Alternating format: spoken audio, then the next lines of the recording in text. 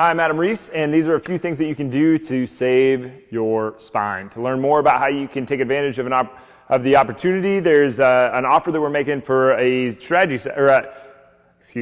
a program design session at Grit Gym. You go to gritgym.com/PDS and sign up for yours. There is a fee attached to this, but it's going to be well worth your while. It's going to be 10 times worth your while, I guarantee you, because we're going to do a very thorough assessment, and then we're going to do a program, and then I'm going to build a program for you based on that assessment, and you're going to feel a lot better once you start doing that program. So today we're going over the spine. There's a few things here that you can really take advantage of, but one of the very first things that we need to do is to figure out what we need to avoid. Okay, you need to avoid certain things. Okay, you need to avoid going into a position like this. If you have a spine that's been banged up, it's got a scab on the inside, you have to take care of the spine so that the tissue can regenerate and do its thing. Contrary to popular belief, your spine does heal. It is your bones heal, and your spine is really much more than just a series of bones placed on top of each other. So we're going to figure out a few different things to figure out what do we need to avoid so that we can take advantage of our core strength to be able to actually push out into our lives the way that we want to. And that's what I've done for the last 12 years. I started doing this in 2007, and I've learned a great deal since then. But I started doing this in 2007, and this has been the trajectory of my career ever since, like, going away from physical therapy and away from being a D1 strength coach, is to help people with their health so that they can do the stuff in here, giving themselves a future favor. Okay? No one likes to exercise. It sucks. It's not fun. You do it, and you don't give yourself the option of doing it so that your future self can take advantage of it. So that when you go to the pool, you can feel really good while you're at the pool, instead of regretting all those workouts that you missed. When you pick up your grandkids, when you pick up your kids, when you do the dishes, when you vacuum, when you get out of your car, when you roll over in bed, when you go to do all the stuff that life requires of you to do, your back can actually hold position so that you're not in pain all the time, because that pain is going to keep you away from the experience that you want to live right here, right now. So there's a few things that we can do, and there's mainly three. There's three big ones that you can just get out of the way right now. Okay, you can figure out if you have a disc issue or not. A dick issue might be a little different. That was a misspoke there a little bit. All right, so the first one is just a heel drop. It's just a very, very simple heel drop. Okay, so go up on your toes. I realize you can't see me very well. Maybe if I step back far enough. I don't have a camera person here today, but go up on your toes and be fairly aggressive pushing your heels into the ground. Just drop. All it is, you're going up on your toes, hit your heels on the ground. Now what that does is we're doing kind of a provocative test. We're kind of eliciting something. Just more creep going into today, just a creepy video, sorry guys.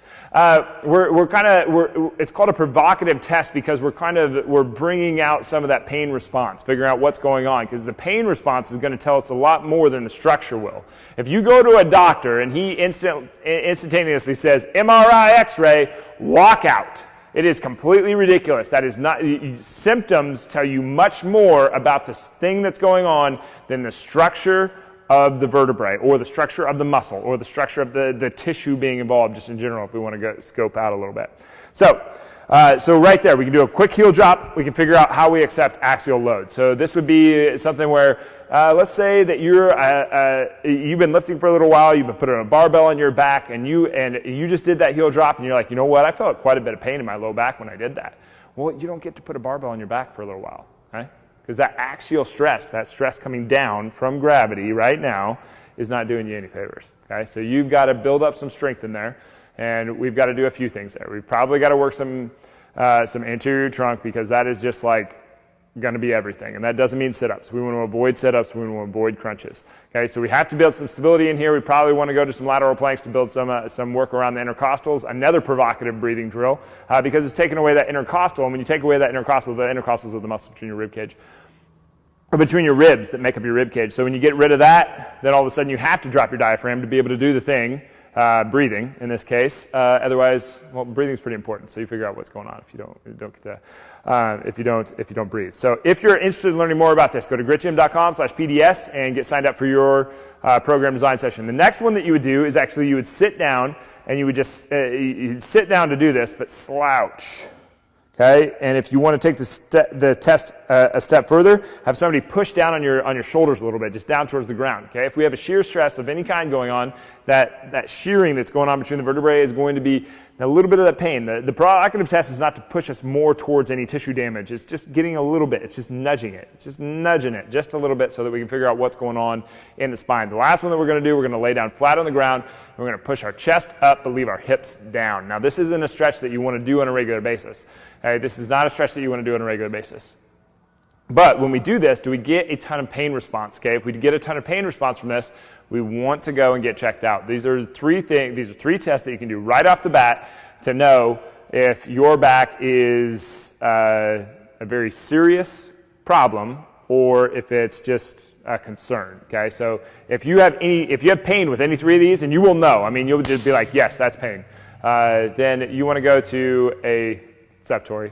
You want to go to a physical therapist and talk to them. It's way outside of my scope. It's not something that we get to mess with.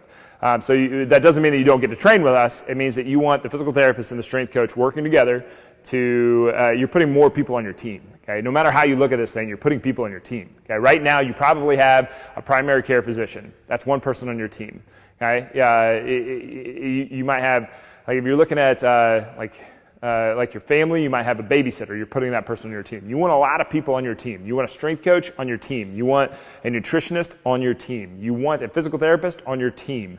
You hope to never have to use the surgeon or the doctor, but you want somebody that is qualified to be on your team. Okay, those are the three. Those are the three things that we do. And some of the ones that we want to avoid and some of the ways that we can mitigate this is we can find our optimal tilt. Okay, when I'm talking about there, I'm going to round out. So I don't just want to give a problem with these videos. I don't just want to pose a problem and never give the solution because I think that's like a silly thing that people do on the internet. And I can help you out a lot more by knowing your individual circumstance if you come out to Grit Gym and do a program design session where we actually write you a program and we do the assessment to be able to write the program. So to get that, go to gritgym.com/PDS and we'll be able to help you out more with that. But one of the ways that we can do this is we can stand nice and tall and we can put our hands on our low back and we can feel our low back muscles. Okay. Now, most of us it's going to feel very tense in there. It's going to feel like our bones, like most people's upper traps, right? So feel in there. Does it feel super tense in your low back? All right. So now we're just going to kind of tilt our pelvis around, just kind of like tilting it forward, tilting it back, finding out where these muscles back here kind of like tone down a little bit, like kind of where they just kind of like back off. They're not so like up on edge. And when we do that, that's our optimal tilt. Like, so mine is about right there. And now, if you're looking at me, I have that's a decent amount of anterior pelvic tilt that I'm in. But if you look around on the internet, the internet says no, anterior pelvic tilt is terrible. That's not true, because I'm sitting in some anterior pelvic tilt right now, and this is where my pelvis and my lower back's relationship is best. So I want to keep a little of that anterior pelvic tilt. So now that I've found that position, you might be more in posterior tilt. You might be more in anterior tilt. You might be more neutral. I don't know. So you find that spot, and now you put one hand on the front, one hand on the back. And I really like doing this with a roller between the legs, so you're building some of the stability in your pelvis. But that's just for now. And now we're just going to lean over and kind of push the hips back without letting that low back move. And what you're trying to do is get your pelvis and your lower back's relationship to work together. You're trying to build that synergy so that they move at the same time, because the pelvis and the vertebrae should just be like just very much in sync with each other whenever you move. Once they get independent of each other, that's where you start having back problems in the first place. Probably the reason that you're having a back issue is because those two are not in sync. They're rotating and grinding on each other, or they're going into extension and flexion too much, or they're doing all four of those. So find your optimal pelvic tilt, hand in front, hand in back, sit back into your hips while keeping that pelvic tilt and the relationship with your low back, and come back up, okay? And as soon as you move, that low back is gonna fire up. That's perfectly fine. You want that. If that didn't happen, that would not be advantageous. So that should happen, but you're trying to maintain the relationship, that angle. Okay, the other one that we do, so we just did kind of like a lean over, and it's not trying to push as far as you can, well, you want to go as far as you can, not as far as you can't. So as soon as you feel that disruption where it's not doing what it's supposed to do, stop, come back up. The only thing you can do, widen out a little bit, point your toes out, squeeze your butt as hard as you possibly can. Now, while your butt is squozing, making up my own words, while your butt is contracted, kind of point your toes where you feel they're most comfortable. Now relax, find your optimal tilt again, okay? And we're going to go into a squat. Only go as far as you can, not as far as you can't. That's where my pelvic tilt starts to lose its relationship with my vertebrae, so I would come back up. Do that 8 reps of each one of those. 8 reps of each one of those will probably do you a world of good. And if you can't maintain those with just your body weight, you're probably not going to be able to maintain those with a barbell in your hand or with a trap bar in your hand or with a bar in your back or even a front squat or a goblet squat position. So you have to work on making these better and better and better all the time. And these aren't things that we're really going to be able to see. These are things that you're going to have to take responsibility for, just like everything else. We would love to just be able to crawl inside and work the gears and make you do everything that you need to do to be able to get better. But the weird thing is that you have to do it. You just can't, you can't get away from the responsibility. But you wouldn't want that anyway. You would want it to be your fault. You would want the responsibility. You want it to be your fault because then you can do something about it. If it's your parents' fault that your back hurts and that you're overweight, well, then nothing is ever going to help you because they're going to be the only people that can solve your back issues or your weight problem. You want it to be your fault always. It's not always your fault, but you want it to be your fault. So those are 2 things. I had one more.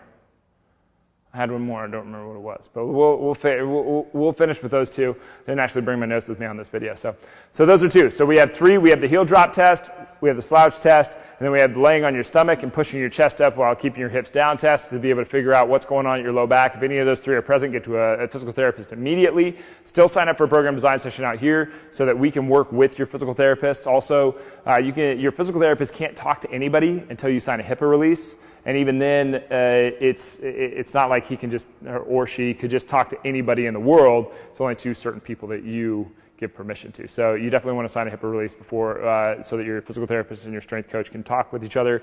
But definitely, if you want to learn more about this stuff and learn how you can still exercise even though your back is all banged up, because I mean, there's people that come out to Grit Gym that are just they're a mess. One of the first ladies I ever trained was this little Russian lady who she couldn't move her right leg. She had been in, I forget what it was like 7 car accidents, and she was all beat up. And I had to get very, very, very creative to figure out how I was actually going to be able to exercise with her so that she would not further damage her body and she would still get benefit out of it. That was a very challenging situation, but that's it's not an uncommon thing at Grit Gym where people come in with a lot of problems and we'll do everything we possibly can to help them. But the first thing that we got to do is figure out how to avoid any further damage. So come out to Grit Gym and get your program design session. We can actually do these over the internet now, which is really cool. It's gritgym.com/PDS. Sign up for your program design session. We will build you a program and we will do your assessment. But definitely go to that. It's gritgym.com/PDS, and we'll be back with another one of these